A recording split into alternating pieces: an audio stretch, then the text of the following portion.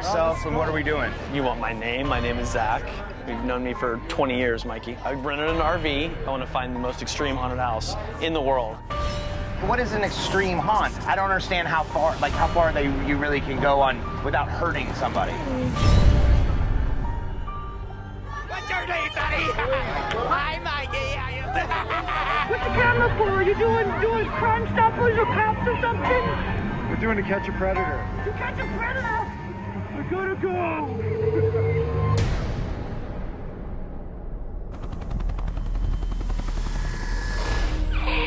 You wanna be a pretty dolly like me?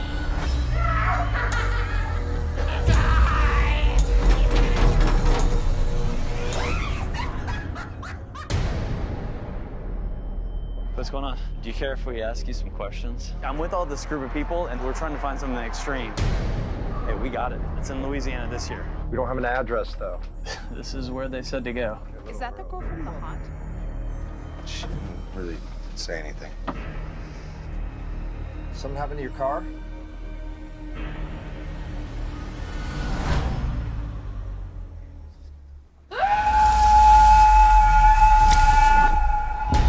Look what we have here.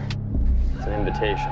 This is not a haunt. We're in the middle of nowhere in our RV. Yeah, I know. It's what we've been wanting. One more day. It's all Halloween. We go home tomorrow. Hey, wait up! Wait up!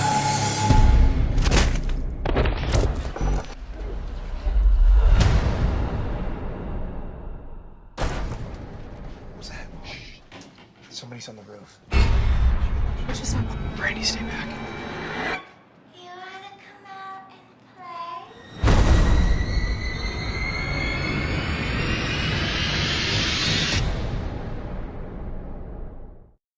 Hey guys, Hi. congratulations on your movie, The House is October Built. Thank you.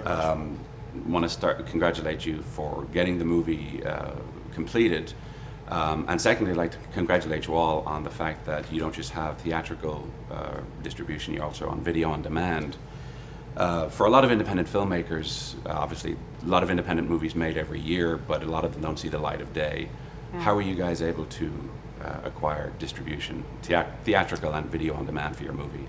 I think it was the subject matter. I think that there's a no pun intended, but there's a demand for a movie like this. You know, Halloween is a lot of people's favorite holiday, but if you think about it, there aren't that many movies about Halloween specifically. It's Right. horror films, but Yeah. not celebrating the holiday. Exactly. And then specifically, this is the way we like to celebrate the holidays, is going to haunted houses, and then that narrows the movies really down to maybe none. So Right, I right. think that the subject matter was something that our distributor went, wait a second, this is a no-brainer. No-brainer, right? Yeah. Now, you took a subject matter. I mean, every year we see the big billboards for the haunted house, the haunted hayride, everything this time of year is haunted. Mm-hmm. Who was it came up with the initial idea, and was there a specific reason behind it? I think when Zach and I first came up with the idea, we were trying to structure a movie that we could basically do ourselves, and something that was very important to us is something that you hadn't seen before. And then when we started to find out and started crunching the numbers, 30 million people a year go to haunted houses, and just in the United States alone. And that right there, that's a fan base that is completely untapped. Right. So we wanted to try to weave a story into that haunt world for them, because they deserve it, and a lot of these scare actors as well on the other side work very, very hard. And so we thought it'd just be a fun thing to see if we could put that on screen and have you experience the same thing you go through a haunted house, Right. But in more narrative form. Right, right. The overall, this kind of movie, obviously, and for a lot of people in general, the whole found footage / handheld genre towards horror films is becoming very tiresome. Correct. Your movie obviously follows that same routine to a degree. I mean, at any point did you ever feel that you had elements in your movie that would separate it from all the other movies, make it stand out from all the other movies out there in the marketplace? That was very important to us, because we're very aware of the stigma to found footage. We've been working on this for almost 5 years, so in some way we've missed some of that window. But regardless of that, we wanted to make sure that we offered something to the audience that you hadn't seen, and that's why we kept everything. Blair Witch was fake from frame one. Right. It was very important for us to make it as organic as possible, and we used real places Those are all real scare actors. That environment, the crowds, you had to go get into the heart of darkness to make sure that you were able to, whatever you were showing on screen needed to feel real, because that's what we've lost. It's why it is so watered down, is because people are, you can smell the acting a mile away. Right, you can, right. And that's the thing. And people if you're going to shoot a film that way and have first person POV, you better make sure that it makes them feel like it's their eyes and they're with us in that RV on the adventure. So hopefully we've done that with the realism part. Yeah, I think our camera crew was really good at that too. They were really good at kind of making it seem real, and as they were a body going through, because they were a body going through, themselves as well. Yeah, we had a great DP that he had to act. And I think that's something that the audience forgets about, is that when you make these kind of movies, they're going to be one of us at one of the times, right? Right. And so he's going to have to react, he's going to have to run, he's going to have to do everything that we do that probably isn't the norm for a normal cinematographer. So Yeah, a lot of the time in movies like that, the actors are given the camera, and naturally a lot of the shots don't look very good. But if you, like you said, you put your DP in there, he or she knows what they're doing. Yes. It's 100% different than what people have ever seen before when it comes to found footage. Even though a lot of people won't recognize that, Right. someone like you, it sounds like you do recognize that. And some people just take it for granted. Oh, it's found footage. This is the deal. Exactly. But a lot of people don't realize that it's so real because it is real half of the time. Right, The right. people that we're dealing with. We're the only ones that are not real in the majority. Right. Yeah. Now, according to IMDb, FearNet screened your movie at the 2011 Shockfest Film Festival, where you got the top prize, the Shocker Award. Right. What was it like being at a big film festival like that, not just being there, but winning their top prize? I think we were very fortunate. We were asked to open for Eli Roth. He was getting a Filmmaker of the Decade Horror Award. Right.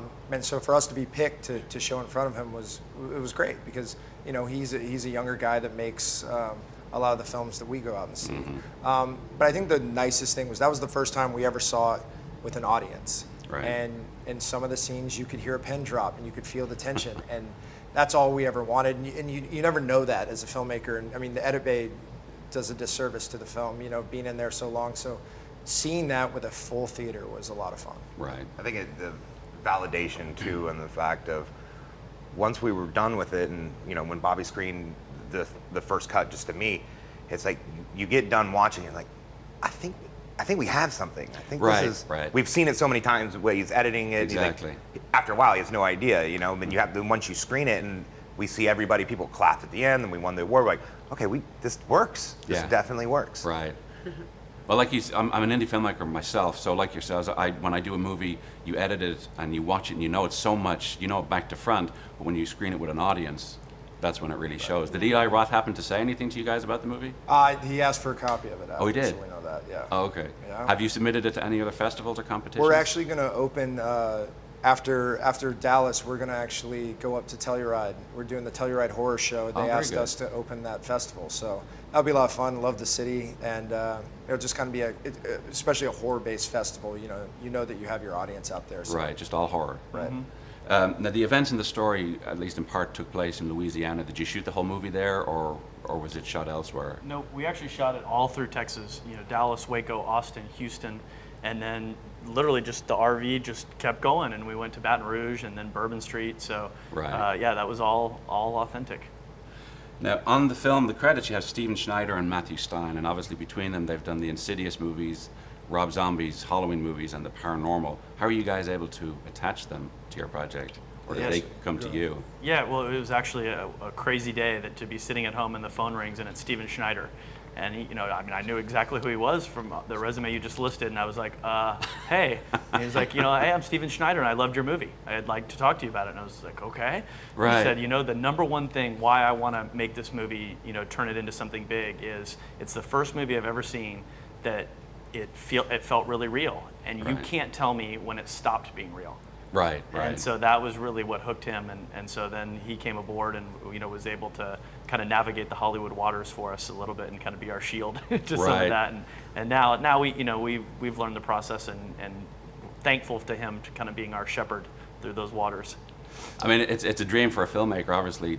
When you submit your movie out there, you hope somebody will see it, but if they come to you, I mean, that's something you don't hear of very often. How long did it take to do the movie? I mean, from script to edit? 5 years. 5 years. 5 years. So, just from the idea, and when you shoot something seasonally, that's a little tough too because you can't be wrong. Right. If you're wrong, it's November 1st. Boom, all the doors are Right, closed. right. And the biggest thing to us is we didn't want to recreate anything because you could smell the set a mile away. So we didn't want to do that. So yeah, the whole process. This will be 5 years this Halloween. We literally shot on Bourbon Street on Halloween night. If we missed it, it was over. That was it, right?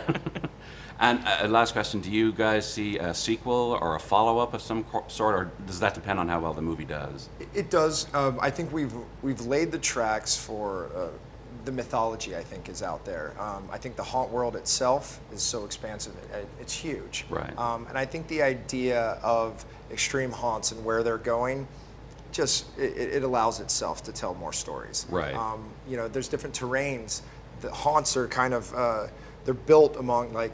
In New York, Detroit, they're in skyscrapers. Right. Seattle, we found one in tree houses. It just depends on what you have. Yeah. But on screen, I think that's visually a lot of fun to watch. Right. 2, it just opens up the door for how far people are willing to go these days to get the most bang for their buck. Right. Well, best of luck with the movie, and if there's Thank a you. follow-up, I'm looking forward to seeing it. Cool. Appreciate it. Thank you so Thank you, much. guys.